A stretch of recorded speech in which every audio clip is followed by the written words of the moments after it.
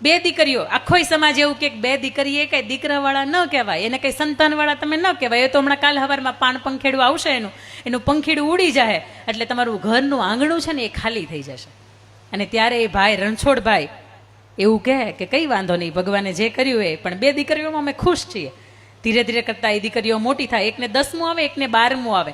એ રણછોડભાઈને પાણી વાળતા વાળતા વિચાર આવે કે દીકરીઓ હવે મોટી થઈ રહી છે, માંડ 8, 10, 15 વીઘાનું ખેતર છે, અને એમાંથી દીકરીઓને શિક્ષણનો ખર્ચ કેમ ઉઠાવીશ, એનો ભણતરનો ખર્ચ હું કેમ ઉઠાવીશ, એના ભવિષ્યમાં કેટલાય ખર્ચ આવશે હું કેમ ઉઠાવીશ. અને આ ચિંતાની અંદર એ રણછોડભાઈને એટેક આવે છે.